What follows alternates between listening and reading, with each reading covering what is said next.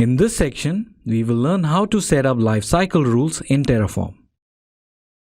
Previously, we saw that when Terraform updates a resource, it treats the infrastructure to be immutable and first deletes the resource before creating a new one with the updated configuration.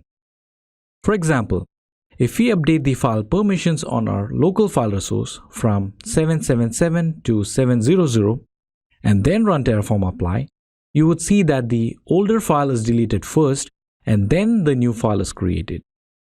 Now, this may not be a desirable approach in all cases. And sometimes you may want the updated version of the resource to be created first before the older one is deleted. Or you may not want the resource to be deleted at all, even if there was a change made in its local configuration. This can be achieved in Terraform by making use of LifeCycle rules. These rules make use of the same block syntax that we have seen many times so far, and they go directly inside the resource block whose behavior we want to change. The syntax of a resource block with a lifecycle rule looks like this. Inside the lifecycle block, we add the rule which we want Terraform to adhere to while updating resources. And one such argument or a rule is the create before destroy rule. Here, we have the same resource block that has been updated with the lifecycle rule of create before destroy set to true. This rule ensures that when a change in configuration forces the resource to be recreated, a new resource is created first before deleting the old one. Now, there would be cases where we do not want a resource to be destroyed for any reason. For this, we can make use of the prevent destroy option. When it is set to true, Terraform will reject any changes that will result in the resource getting destroyed and display an error message like this. This is especially useful to prevent your resources from getting accidentally deleted. For example, a database resource such as MySQL or PostgreSQL may not be something that we want to delete once it's provisioned. One important thing to note here is that the resource can still be destroyed if we make use of the Terraform destroy command. This rule will only prevent resource deletion from changes that are made to the configuration and a subsequent apply. The last argument type that we are going to see here is the ignore changes rule. This lifecycle rule, when applied, will prevent a resource from being updated based on a list of attributes that we define within the lifecycle block.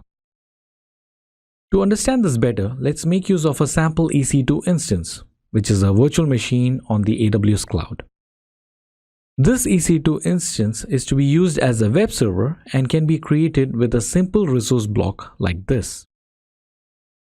Now don't worry if this resource block and the arguments look unfamiliar. We will cover it in much more detail in the EC2 section of the course.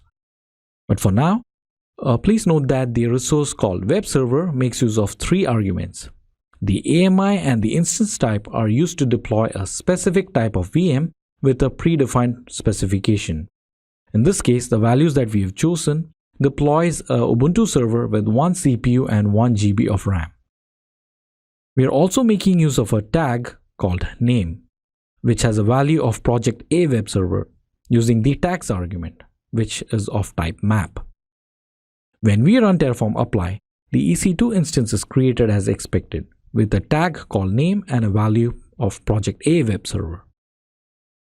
Now, if changes are made to any of these arguments, Terraform will attempt to fix it during the next apply as expected. For example, if we modify the tag called name and change its value from project A web server to say project B web server, either manually or using any other tool, Terraform will detect this change and it will attempt to change it back to what it was originally, which is project A web server. In some rare cases, we may actually want the change in the name via any other method to be acceptable, and we want to prevent Terraform from reverting back to the old tag. To do this, we can make use of the lifecycle block with ignore changes argument like this. The ignore changes argument accepts a list as indicated by the square brackets, and it will accept any valid resource attribute.